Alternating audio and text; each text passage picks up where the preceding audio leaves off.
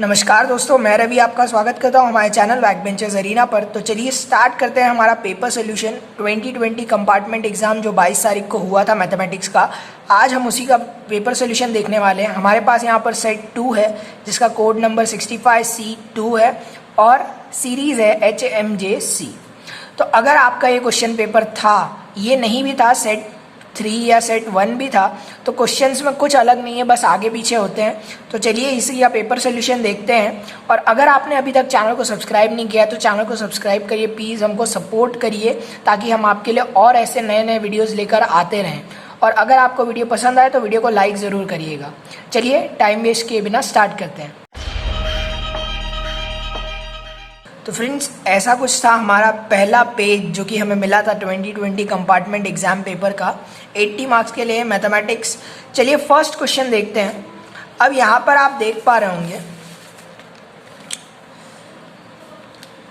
तो हमारा section A जो था वो कौन सा था, question number 1 to 20 which carry 1 marks each.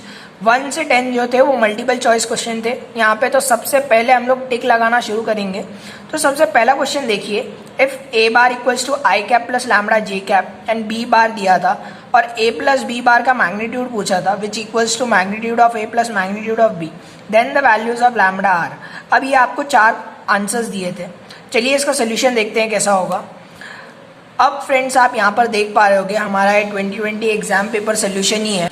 तो इसमें जैसा कि आप देख पा रहे होंगे आपका क्वेश्चन था कुछ ये वाला और इसका सोल्यूशन है कि अब आपको जब भी ऐसी कोई कंडीशन दी होगी, आप देखते ही समझ गए होंगे कि 2 cos थीटा 0 है वैल्यू उसकी। तो अब आप देखते ही समझ जाओगे कि ये क्या है, when a bar and B bar are like parallel vector. Parallel vector के लिए ये वाली कंडीशन दी होती है, कौन सी, a plus b equals to magnitude of A magnitude of b. मतलब जब मैं इसका स्क्वायर करता हूं तो मैग्नीट्यूड ऑफ ए का square plus magnitude of B का स्क्वायर होता है ना, और प्लस 2ab cos थीटा होता है। तो मतलब क्या हो रहा है कि इस पूरे cos थीटा की वैल्यू क्या है, 0 है। तो cos 0 कब होता है, cos 0 की वैल्यू क्या होती है, cos 0 होगा तो उसकी वैल्यू कब होती है, 1। क्या होती है वैल्यू, 1। तो 1 वैल्यू किसकी आ गई, लैम्बडा की आ गई। नहीं तो आप ये कंडीशन लाइक वेक्टर्स से भी कर सकते थे, a1 upon b1, a2 upon b2, c1 upon c2। ये क्या मिल जाएगा मुझे, लैम्बडा। तो उसी से मुझे लैम्बडा की वैल्यू क्या मिल जाएगी, 1। तो ऑप्शन ए, हमारा ऑप्शन कौन सा राइट था, ऑप्शन ए। क्लियर है। चलिए नेक्स्ट वाला देखते हैं। नेक्स्ट वाला बहुत ही इजी था friends, the order and degree of the differential equation बोला था। अब ऑर्डर और डिग्री क्या होता है आप देखते ही बता दोगे। ऑर्डर एंड डिग्री क्या होता है हमारा, order is the highest derivative that is D cube Y upon D X cube. उस इक्वेशन में ये सबसे बड़ा होता है, फिर डी स्क्वायर वाई आता है, फिर D Y by D X आता है। ऐसे ही डिग्री क्या होता है, highest power raised to highest derivative, मतलब इसको जो पावर रेस टू होगी। तो इस इक्वेशन में देखिए आपको इक्वेशन कौन सी दी थी, D Y by D X the whole cube plus D cube Y upon D X cube the whole cube plus F X. तो इसकी वैल्यू देखिए क्या है, 3। तो ऑप्शन बी हमारा करेक्ट था। कौन सा वाला फ्रेंड्स, ऑप्शन बी करेक्ट है हमारा, 3:3। बहुत इजी था। चलिए नेक्स्ट देखते हैं। तो नेक्स्ट हमारा जो ये थर्ड क्वेश्चन है, ये डिफरेंशिएशन का सम था। इसका बहुत इजी है, आपको डेरिवेट सीधे ही करना है, पर जरा सा आपको चेंजेस करने हैं इक्वेशन में, वो मैं आपको अभी दिखाता हूँ। तो ऑप्शन देख लीजिए, ऑप्शन के हिसाब से हम इसको सॉल्व करना स्टार्ट करते हैं। तो फ्रेंड्स यहाँ पर कुछ इसका सोल्यूशन है। तो sec inverse of 1 upon x 1 minus y a दिया था। तो मैं क्या करूँगा, इस सेक इनवर्स को उस तरफ लेके जाऊँगा तो क्या बन जाएगा, सेक ए बन जाएगा। ये अब क्या हो गया, एक कांस्टेंट हो गया। मतलब ये मेरी वैल्यूज़ में चेंज लाएगा क्या, नहीं लाएगा, कोई चेंज नहीं आने वाला इससे। तो क्या हो जाएगा 1 प्लस एक्स और ये 1 माइनस वाई उस तरफ ले जाएंगे तो ये क्या हो जाएगा, sec of a 1 minus y, 1 plus x sec of a, तो ये कॉन्स्टेंट ही रहने वाला है, minus sec of a into y. अब सीधा डिफ्रेंशिएट कीजिए तो 1 का डेरिवेटिव 0, x का 1 equals to minus sec a, ये तो 0 ही हो जाने वाला है, minus sec a into d Y by D x, और d Y by D x को उस तरफ ले लीजिए तो -1 अपॉन सेक ए बचता है। और हमें सेक ऑफ ए की पता थी value 1 plus X 1 minus Y. तो 1 प्लस एक्स 1 माइनस वाई के हिसाब से हमारा आंसर क्या हो जाएगा, ये नीचे आ जाएगा और इसी को ऊपर लेने के बाद आप देखोगे तो 1 माइनस वाई 1 प्लस एक्स आएगा। पर ऐसा ऑप्शन कहीं दिया हुआ है क्या, यहाँ देखिए इसमें कहीं ऑप्शन में दिया हुआ है क्या, y पॉजिटिव दिया हुआ है हर जगह, तो हम क्या करेंगे, इसको y माइनस वन ले लेंगे, क्या करेंगे, माइनस कॉमन लेंगे यहाँ से, या फिर जो माइनस था उसी से पूरे को मल्टीप्लाई कर दीजिए, तो y minus one, one plus x, तो ऑप्शन सी हमारा करेक्ट है। कौन सा वाला फ्रेंड्स, ऑप्शन सी हमारा आंसर राइट है। चलिए इसी तरीके से हम फोर्थ वाला देखते हैं।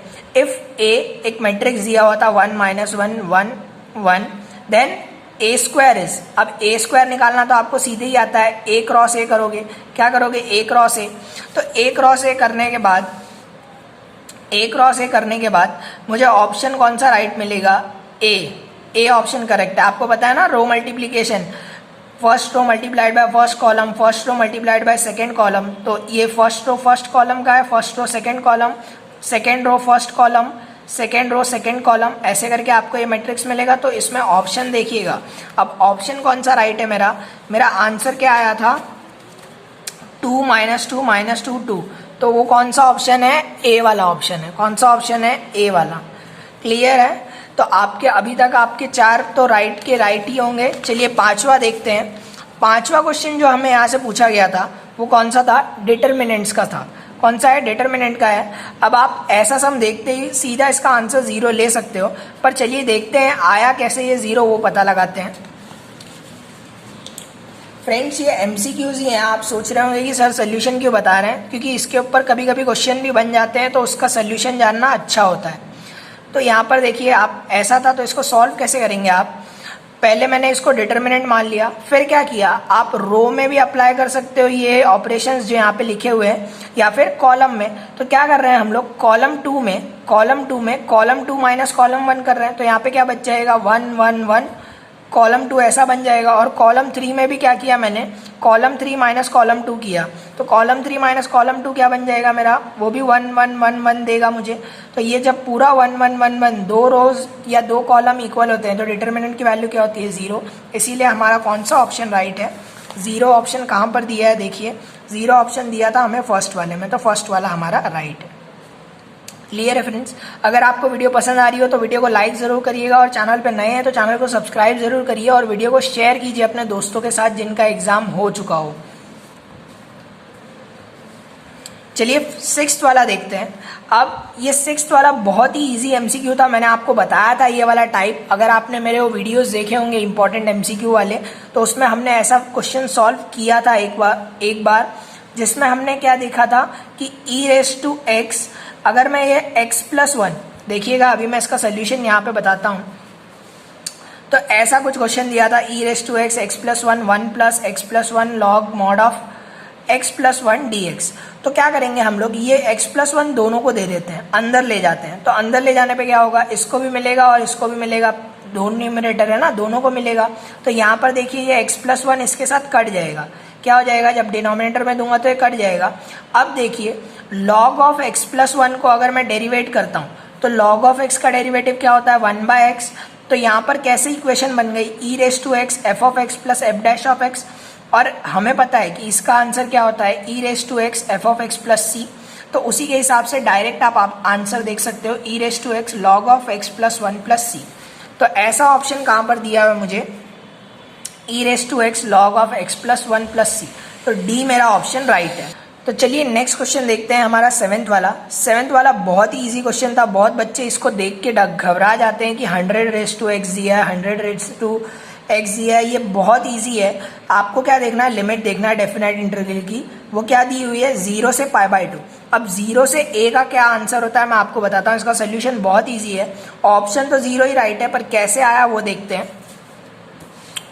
तो आप यहाँ पे देख पा रहे होगे, पहले मैंने क्या किया, इसको i मान लिया, जो हमें क्वेश्चन दिया हुआ था उसको i मान लिया, 0 से π/2 sin 100x - cos 100x dx।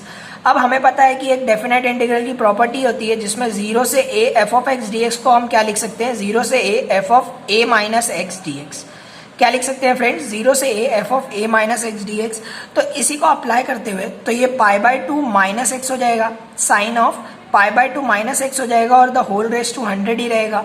ऐसे ही कॉस भी होगा, और हमें पता है साइन ऑफ π/2 - थीटा क्या होता है, कॉस थीटा। π/2 मतलब चेंज कर देंगे, जो पैरामेट्रिक टर्म है, जो फंक्शन है हमारा साइन का, उसको चेंज करके कॉस में लाएंगे तो कॉस x हो जाएगा। cos x 100, sin x 100, clear है। और ये भी एक i है, तो इन दोनों i को जब आप ऐड करोगे तो क्या मिलेगा मुझे, 2i मिलेगा। और 2i में आप देखोगे तो यहाँ पे cos पॉजिटिव है, यहाँ पे नेगेटिव है, तो ऐड करने पे ये दोनों कैंसिल हो जाएगा। और यहाँ पर साइन पॉजिटिव है, ये साइन नेगेटिव है, ये दोनों भी कैंसिल हो जाएंगे। तो बचेगा क्या, 2i की वैल्यू मेरी 0 बचेगी, इसीलिए i की वैल्यू क्या है, 0 है। क्लियर है फ्रेंड्स, बहुत ईजी सम्स थे। चलिए नेक्स्ट देखते हैं।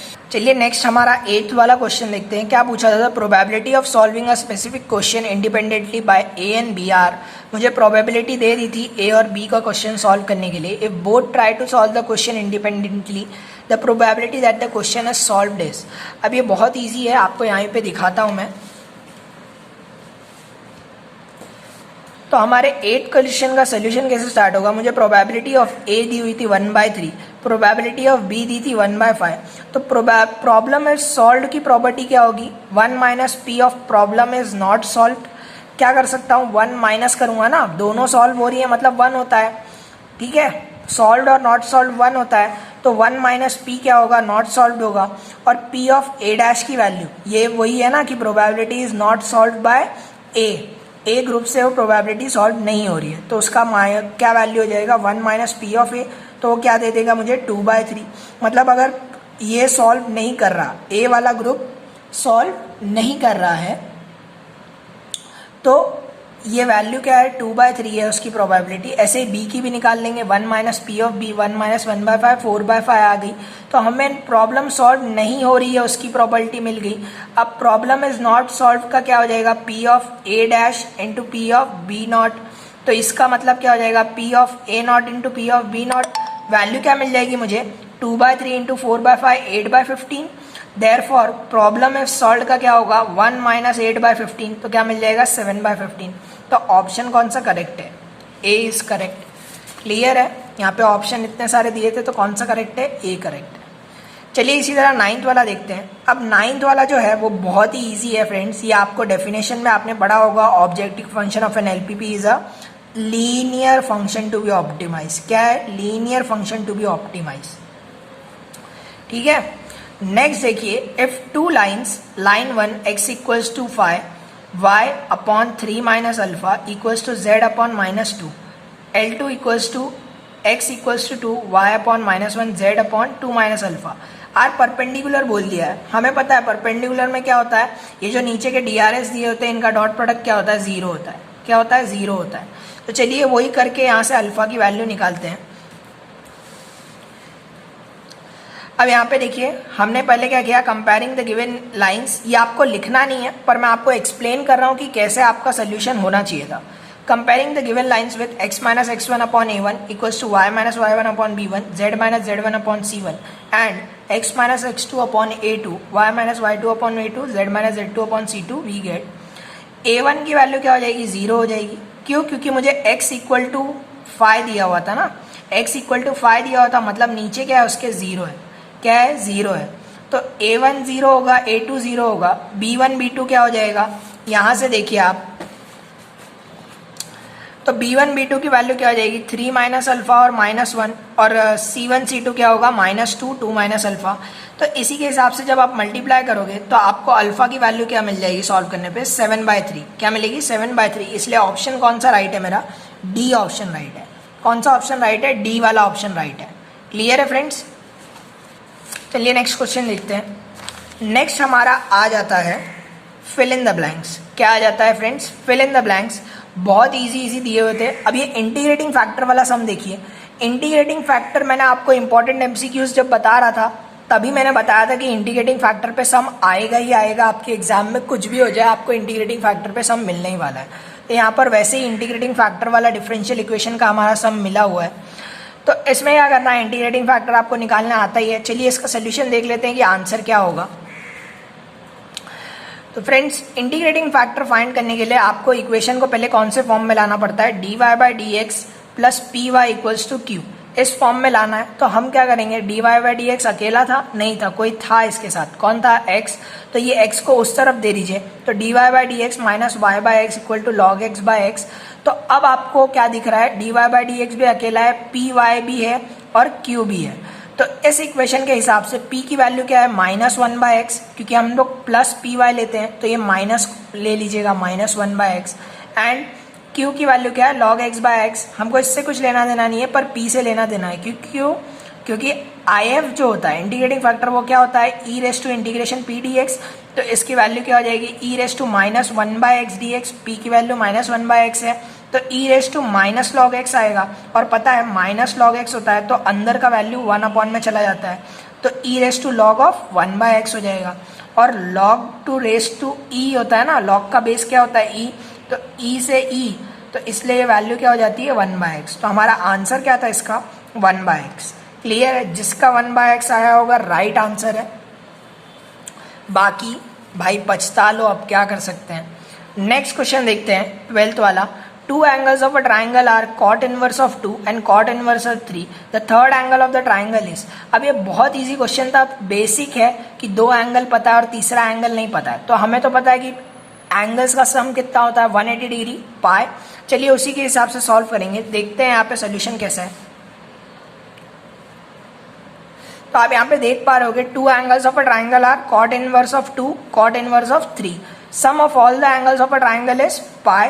तो तीन ही एंगल होते हैं ट्राइंगल में, तो cot inverse of 2 plus cot inverse of 3 plus इसको x मान लीजिए एंगल x इक्वल्स टू पाई, पाई मतलब 180 डिग्री। क्लियर है, तो इसको उल्टा कर देंगे, cot का उल्टा क्या होता है tan होता है ना, cot थीटा क्या होता है 1/tan थीटा, तो tan इनवर्स ऑफ 1/2 हो जाएगा, ये वैल्यू 1 में चली जाएगी, और ये जो cot इनवर्स था, सॉरी इधर cot इनवर्स लिखा हुआ है, ये होगा tan इनवर्स। क्या होगा फ्रेंड्स tan इनवर्स, तो tan inverse of 1/2 plus tan inverse of 1/3 plus x equal to pi होगा।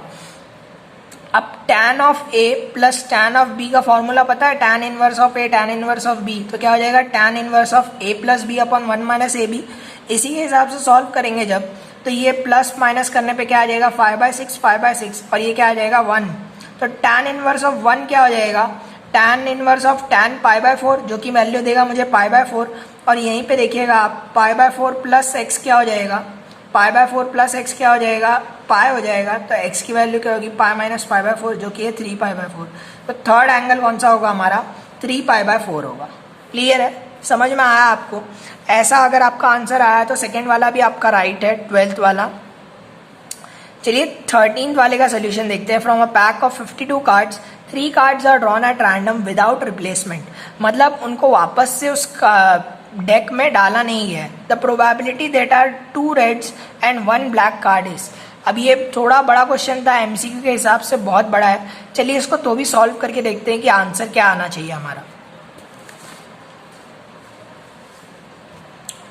तो यहाँ पर कुछ हमारा सम है। तो फ्रेंड्स इतना बड़ा सोल्यूशन था, देखिए इसको एमसीक्यू में डाला गया है इतने बड़े सम को। चलिए देखते हैं क्या आंसर हो सकता है।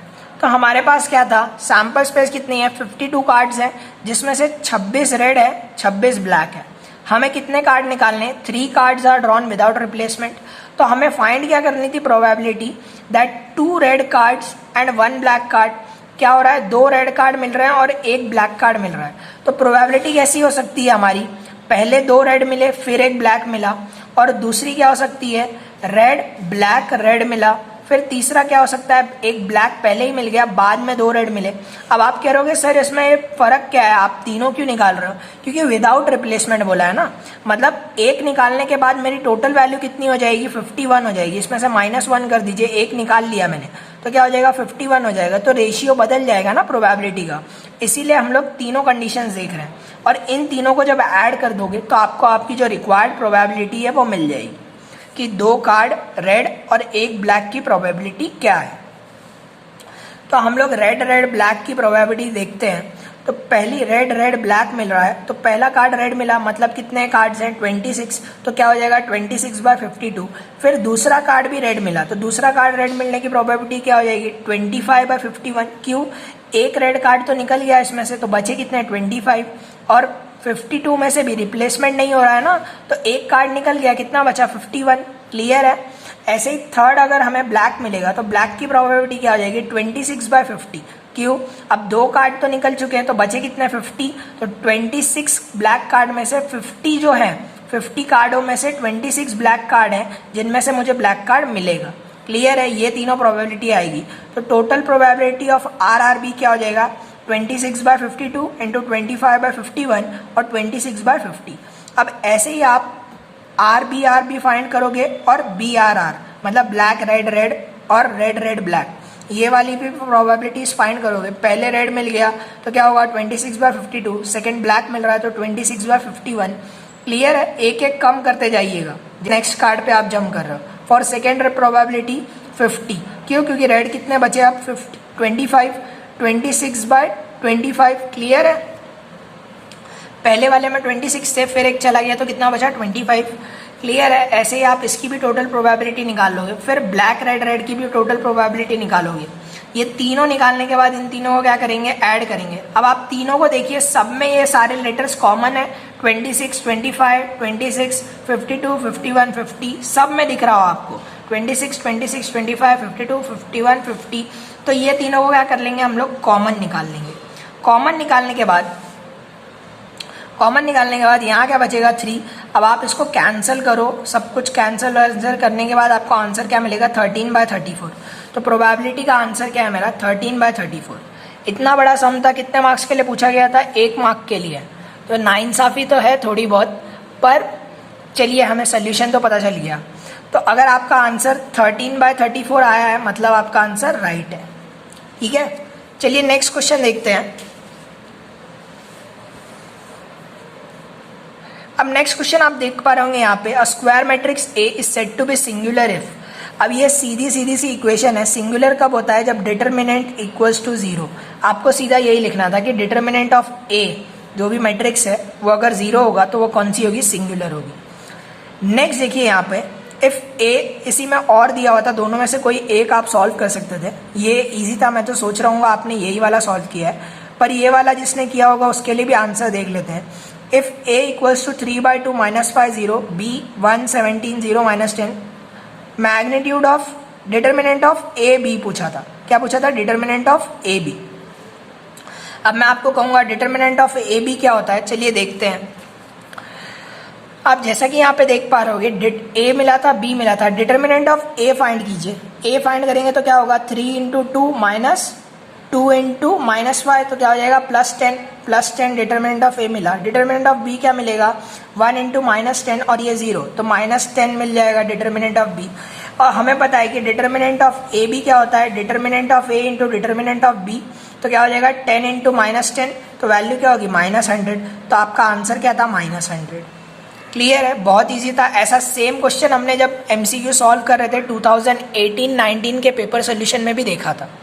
चलिए 15th वाला देखते हैं, जो हमारा लास्ट सम था। 15th वाला सम क्या था, x = e⁻t sin t, y = e⁻t cos t, dy/dx पूछा था at t = π/4। बहुत इक्वल है, इजी था। इसको अलग से डेरिवेट करना था विद रिस्पेक्ट टू t, इसको भी अलग से विद रिस्पेक्ट टू t, फिर दोनों को अपॉन में। तो चलिए देखते हैं क्या आंसर आना चाहिए था हमारा। यहाँ देखिए x = e⁻t sin t, y = e⁻t cos t। अब इसको पहले मैं डेरिवेट करूंगा तो ये कौन सा है, u × v के हिसाब से डेरिवेट होगा, u × v। तो u डेरिवेटिव v, साइन का derivative cos t plus sign t वैसे रहने दीजिए v, और u का डेरिवेटिव e⁻t का क्या आएगा e⁻t, और dy/dt फाइंड करेंगे तो dy/dt क्या हो जाएगा -e⁻t sin t। कैसे, ये भी u × v से ही सॉल्व होगा। तो u को वैसे ही रहने दीजिए, v को डेरिवेट करिए तो v का क्या हो जाएगा माइनस साइन, cos का क्या होता है माइनस साइन मिलेगा, plus e⁻t × cos t। Clear है यहाँ तक। इसके बाद क्या करेंगे, हमें dy/dx चाहिए था। तो dy/dx कैसे हो सकता है, इसको अपॉन इसको करेंगे, dy/dt अपॉन dx/dt। तो ये सब करेंगे तो e⁻t कॉमन लेंगे तो ऊपर नीचे e⁻t कट जाएगा, यहाँ से भी e⁻t, यहाँ से भी e⁻t। क्लियर है, कॉमन आएगा, दोनों कट जाएगा। और यहाँ पे देखिए मैंने cos को आगे और इसको बाद में लिख लिया है।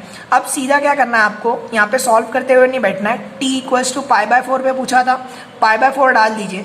π/4 डालते ही आप देखोगे आपकी वैल्यू क्या आ जाएगी, 0 आ जाएगी। क्या आ जाएगी फ्रेंड, 0। तो इसका आंसर क्या था हमारा 15 का 0। क्लियर है, इसी के साथ हमारे जितने भी ये MCQ टाइप के सम थे ये हो जाते हैं। नेक्स्ट देखिए हमारा very short answer type question था। क्या था, very short answer type question. पहला देखते हैं हम लोग ये 16th वाला।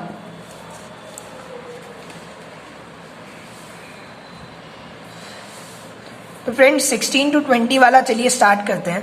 एफ ऑफ एक्स दिया हुआ था 1 minus x 1 plus x, F of x पूछा था।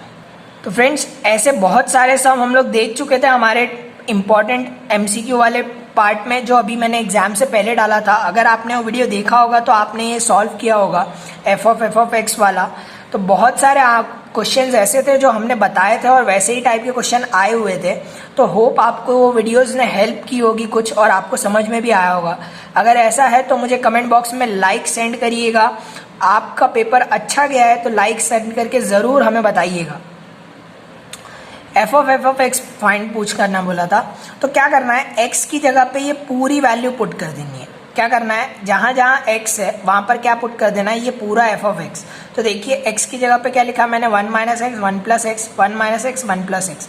अब इसी को जब आप इस तरफ ले जाके डिनोमिनेटर सेम करके सॉल्व करोगे पूरी तरीके से, तो आपको वैल्यू क्या मिल जाएगी, x upon 1 plus x 2 upon 1 plus X, 1 plus x cancel. तो एक्स की वैल्यू क्या मिली, एफ ऑफ एक्स की वैल्यू क्या मिली, x/2। क्या मिलेगी, x/2। क्लियर, छोटा सा सम था 1 मार्क के लिए। चलिए नेक्स्ट क्वेश्चन देखते हैं। नेक्स्ट क्वेश्चन यहाँ पे 17 था हमारा।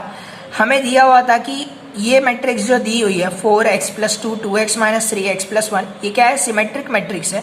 तो फाइंड द वैल्यू ऑफ ए। अब हमें पता है सिमेट्रिक मैट्रिक्स क्या होता है, मैंने आपको इंपॉर्टेंट एमसीक्यूज में बताया था कि determinant of A equals to A transpose, मतलब A equals to A transpose होता है। डिटर्मिनेंट छोड़ दीजिए, A equals to A transpose होता है। तो इसी तरीके से इसको सॉल्व करेंगे और एक्स की वैल्यू फाइंड करेंगे। तो चलिए देखते हैं कैसे फाइंड करते हैं। 17 वाला देखिए, ए मैट्रिक्स यहाँ पे दिया हुआ है 4x + 2 2x - 3x + 1। हमें बोल दिया था कि ए इज़ अ सिमेट्रिक, तो उसका मतलब क्या होता है, ए ट्रांसपोज इक्वल्स टू ए। तो ये भी हमारा जो एमसीक्यू में आपको बताया था इंपॉर्टेंट एमसीक्यूज में, वैसा ही वाला क्वेश्चन है। तो ए ट्रांसपोज क्या हो जाएगा, रो कन्वर्ट हो जाएगा कॉलम में, तो 4 अपॉन एक्स + 2, और ये वाली रो क्या बन जाएगी, ये वाला कॉलम 2x - 3x + 1। अब इन्हीं दोनों को इक्वेट करना है according to the condition A transpose equals to A, क्योंकि सिमेट्रिक बोला है ना। तो इसी को इक्वेट करेंगे by equality of matrices. x + 2 equals to क्या हो जाएगा, 2x - 3। क्या हो जाएगा, ये वाला इसको इक्वल हो जाएगा।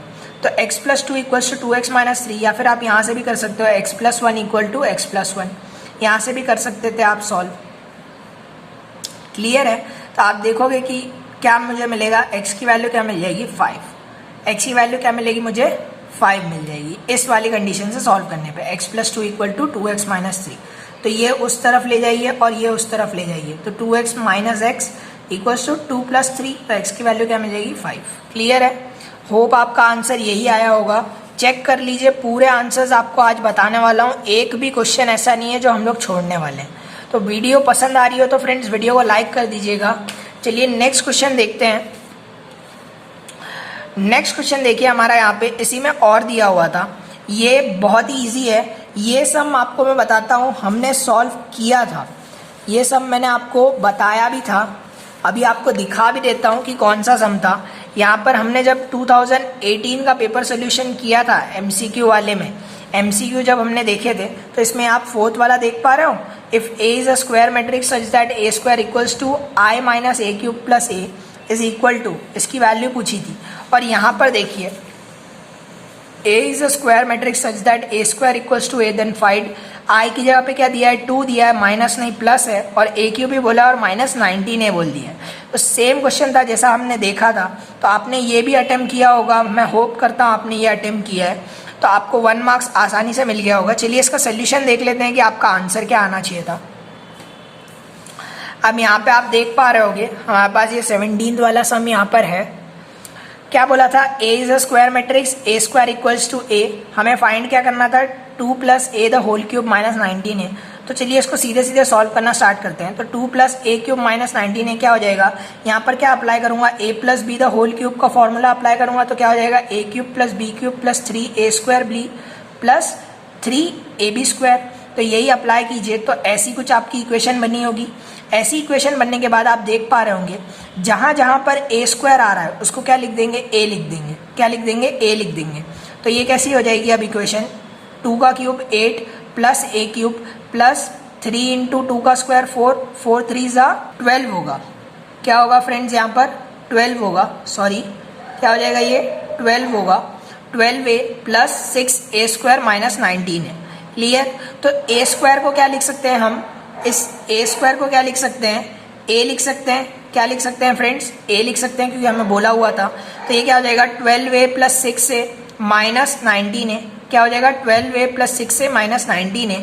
अब ये देखिए 12a प्लस 6 कितना हो जाएगा, 18 माइनस किया तो क्या बचेगा, खाली माइनस ए बचेगा। क्या बचेगा फ्रेंड्स मेरे पास यहाँ पे, माइनस ए बचेगा। क्या बचेगा, माइनस ए। और ये वाले ए क्यूब को क्या किया, ए स्क्वायर इंटू ए लिख सकता हूँ, चलेगा। और ए स्क्वायर की वैल्यू क्या होती है मेरी, ए ही होती है। ऐसे ये वाला भी ए देखिए क्या हो जाएगा, ए इंटू ए, फिर से ए स्क्वायर होगा, और ये ए स्क्वायर की वैल्यू भी क्या होगी, ए। तो यहाँ पे जो 5a लिखा है इसको काट देते हैं, ये क्या होगा, माइनस ए माइनस ए। तो a माइनस ए क्या हो जाएगा, 0। तो आंसर क्या आएगा मेरा, खाली 8 आएगा। क्या आएगा आंसर, 8 आएगा। तो फ्रेंड्स सॉरी थोड़ी सी मिस्टेक हुई थी। क्या होगा, ये 12a होगा प्लस 6a² हो जाएगा माइनस 19a रहेगा। क्लियर है। तो यहाँ से आप देखोगे तो a क्यूब को क्या लिखा है, a स्क्वायर इंटू ए, तो ये क्या बन जाएगा, a इंटू ए, फिर से a स्क्वायर मिला तो वो वापस से क्या हो जाएगा, a। और ऐसे ही इसी तरफ का ये 12a plus 6a minus 19a solve करोगे तो क्या बचेगा, माइनस ए। और जब a माइनस ए हो जाएगा तो आंसर क्या बचेगा, सिर्फ मेरे पास 8। तो आंसर क्या है इसका, 8। क्लियर है। चलिए नेक्स्ट वाला देखते हैं। नेक्स्ट हमारा यहाँ पर है 18th वाला। The Cartesian equation of a line is x minus 5/2 5/3 2y plus 4/7 equals to 6 minus z/2 write its vector equation. बहुत इजी क्वेश्चन था, वेक्टर इक्वेशन लिखना था, आपको चेंज करना तो आता ही होगा। चलिए स्टार्ट करते हैं। The given Cartesian equation of line is ऐसी दी हुई थी। अब इसको चेंज कर लीजिए थोड़ा। क्या करेंगे, x minus 5/3 equals to y plus 2, क्या किया, 2 से डिवाइड किया तो y प्लस 2 अपॉन 7/2 हो जाएगा। क्या हो जाएगा, y को पहले अकेले करना पड़ेगा ना, तो y plus 2 upon 7/2 equals to 6 minus z को क्या लिख लिया, z माइनस 6 अपॉन माइनस 2, मतलब माइनस से मल्टीप्लाई किया। ऐसी कुछ इक्वेशन बनी आपकी। क्लियर है फ्रेंड्स। तो कंपेयरिंग इट विथ ये x minus x1 upon a, y minus y1 upon b, z minus z1 upon c, we get x1 की वैल्यू क्या है 5, y1 की वैल्यू क्या है -2। क्या होगा फ्रेंड्स, -2। x1 की वैल्यू 5 है, y1 की वैल्यू क्या होगी, -2, क्योंकि यहाँ पे -2 था ना, +2 था, तो इसको ऐसे -2 लिख सकता हूँ। क्लियर है। तो -2 मेरा y1 पॉइंट है, और z1 की वैल्यू क्या है, सीधे 6 दी हुई है। a 3 था, b 7/2 हो गया, c -2 हो गया। अब ये सारे पॉइंट्स क्या रिप्रेजेंट करते हैं, x1 y1 z1 क्या रिप्रेजेंट करेगा, पॉइंट, और of a line which passes through a b c represent क्या करेंगे, हमारे direction ratios of the line. तो इक्वेशन कैसी होती है, बनती कैसी है, चलिए देखते हैं। तो हमारी वेक्टर इक्वेशन किस फॉर्म की होती है, r bar equals to a bar plus lambda b bar. a bar आपको कौन सा है, वो पॉइंट है, a bar is the point and b bar is the position vector drs, position vectors of drs। तो वहीं से देखेंगे तो आपको क्या मिल जाएगा, 5i माइनस 2j, क्या friends, -2j plus 6k plus lambda 3i plus 7/2j minus 2k is the required vector equation. आपकी अगर ये इक्वेशन आई होगी तो आपका सोल्यूशन राइट है। चलिए नेक्स्ट वाला क्वेश्चन देखते हैं, 19th वाला। तो फ्रेंड्स होप आपको वीडियो पसंद आ रही होगी। वीडियो पसंद आ रही है तो वीडियो को लाइक करिएगा। अब ये 19th वाला, जब projection of a vector on given vector दिया हुआ है, क्या बोला है, प्रोजेक्शन दिया हुआ है a बार का ऑन b बार। अब ये बहुत ही इजी सम था friends, projection of a bar on b बार। ये हमने सम देखा हुआ है, projection of a bar on b बार वाला।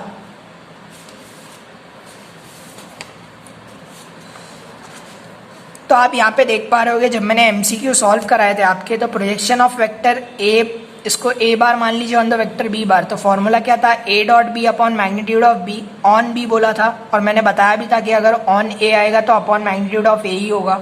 तो उसी के हिसाब से चलिए इसको सॉल्व करना स्टार्ट करते हैं। मतलब ये वाला क्वेश्चन भी हमारा ही बताया हुआ आया है। तो फ्रेंड्स बहुत अच्छा लगता है जब बताए हुए क्वेश्चन ही आते हैं। पेपर ईजी था, बस कुछ मायनों में, जैसे वो 13th वाला क्वेश्चन था प्रोबेबिलिटी वाला, वही खाली बड़ा था। तो चलिए इस 13th वाले का क्वेश्चन 19th वाले का पेपर सोल्यूशन देखते हैं।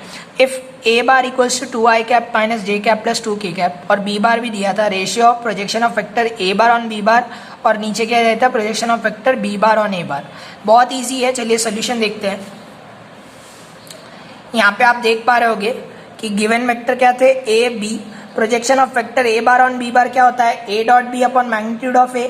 तो आपको a dot B upon magnitude of a क्या मिलेगा, 1/√2 मिलेगा। क्या मिलेगा, 1/√2। आप पहले ए और बी का डॉट करोगे, फिर magnitude of B find out कर सकते हो, अंडर रूट ऑफ वो 5 का स्क्वायर प्लस माइनस 3 का स्क्वायर प्लस माइनस 4 का स्क्वायर, ऐसे करके। तो आपको वैल्यू कुछ ऐसी मिलेगी 1/√2। फिर projection of vector B bar on a bar find कर सकते हो, इज गिवन बाय ये a dot B upon magnitude of a. मैंने कहा था ऑन ए, देखिए अब ऑन ए है इसलिए नीचे उसका मैग्नीट्यूड आया, ऑन बी था तो उसका मैग्नीट्यूड आया। क्लियर है? तो ए डॉट बी और ये सब फाइंड करने के बाद आपको इसकी भी वैल्यू क्या मिलेगी, 5/3। और हमें क्या फाइंड करना था, projection of A bar on vector B bar. तो ये क्या होगा, 1/2 करेंगे, तो 1/2 करिए तो 1/√2 अपॉन 5/3, तो वैल्यू क्या मिल जाएगी, 3/5√2। यही हमारा आंसर है, क्या है, 3/5√2। क्लियर है फ्रेंड्स? चलिए नेक्स्ट वाला देखते हैं। इसी में एक और पार्ट था,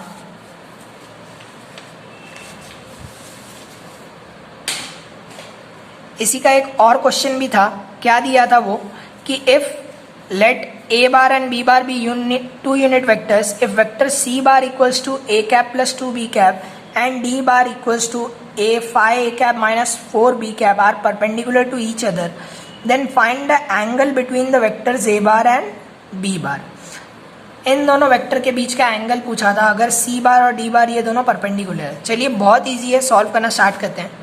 तो हमें दिया गया था कि a cap and b cap are 2 unit vectors, मतलब उनका मैग्नीट्यूड क्या होगा, magnitude of A cap and b cap क्या हो जाएगा, 1।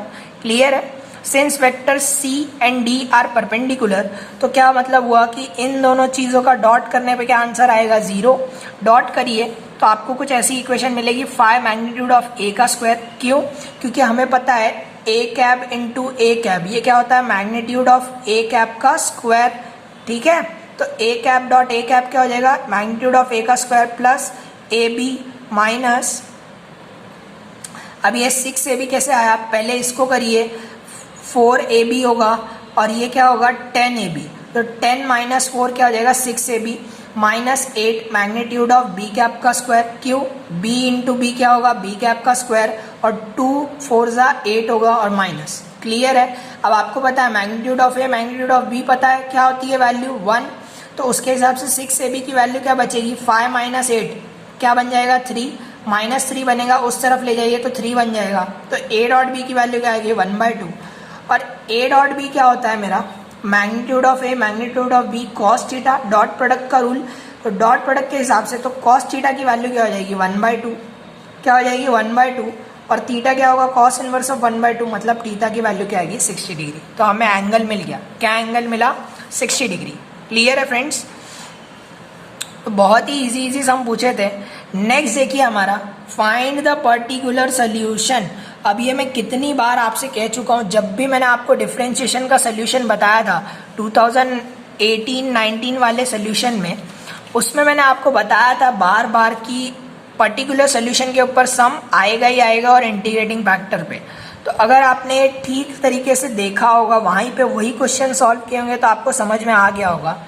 बहुत ही इजी था, dy by D X equal to Y tan x। तो चलिए इसका सोल्यूशन देखते हैं। अब आप देखिए हमारा यहाँ पे 20th क्वेश्चन है, dy by D X equal to Y tan x। तो dy बाई वाई क्या करेंगे, लाइक टर्म्स, मतलब y वाले टर्म्स y की तरफ, x वाले टर्म x की तरफ, तो ये y नीचे चला जाएगा, equals to tan x dx। ठीक है, अब मिल गए, सब सेपरेट हो गए। अब integrating both the side, integrate करिए, क्या मिलेगा, log of mod of y, log of mod of sec x, integration tan x क्या होता है, log of mod of sec x, plus ये जो c आता है उसको भी क्या लिख लिया, log c लिख लिया। अब ये दोनों क्या हो जाएंगे, इनटू हो जाएंगे, क्यों, log की प्रॉपर्टी है log of a plus log of b क्या होता है, log ऑफ ab। तो उसके हिसाब से क्या हो जाएगा, log c into c sec x। तो ये अब log log हट सकता है, दोनों तरफ आ गया ना, क्या हो गया मेरा, दोनों तरफ log आ गया। अब ये log हट जाएगा तो y equals to c sec x हो जाएगा। अब क्या करेंगे, अब आप यहाँ पे देखिएगा, आपको बोला क्या हुआ था, y 0 इक्वल्स टू 1, मतलब क्या है, x की वैल्यू जब 0 है तो y की वैल्यू क्या है, 1 है। क्लियर है, बस यही थोड़ी सी ट्रिक थी जो आपको समझनी थी। तो x की वैल्यू 0 है तो y की वैल्यू क्या है, 1, तो x को 0 पुट कीजिए और y को 1, तो क्या हो जाएगा, sec 0 क्या होता है, 1 होता है, तो इसलिए 1 इज इक्वल टू c1, तो c की वैल्यू क्या आ जाएगी, 1। क्लियर है, और c की वैल्यू 1 पुट करने पे कोई चेंज होगा क्या, नहीं, y is equal to sec is the required particular solution. Clear है, बहुत छोटा सा सम था, ईजी था, तो मैंने आपको कहा था इंटीग्रेटिंग फैक्टर, पर्टिकुलर सोल्यूशन, ये सब पे सम ज़रूर आएंगे। तो फ्रेंड्स वीडियो हमारी काफ़ी बड़ी हो जाती थी, इसलिए हमने इसे पार्ट्स में डिवाइड कर दिया। इसके 3 पार्ट्स हैं, तो ये पहला पार्ट था। नेक्स्ट पार्ट में आप सेक्शन बी का सोल्यूशन देखने वाले हैं। तो अगर आपको वीडियो पसंद आई हो तो वीडियो को लाइक करिएगा और नेक्स्ट पार्ट हमारा ज़रूर देखिएगा, और चैनल पे नए हैं तो चैनल को सब्सक्राइब कर दीजिए और हमें सपोर्ट करिए। Thank you for watching.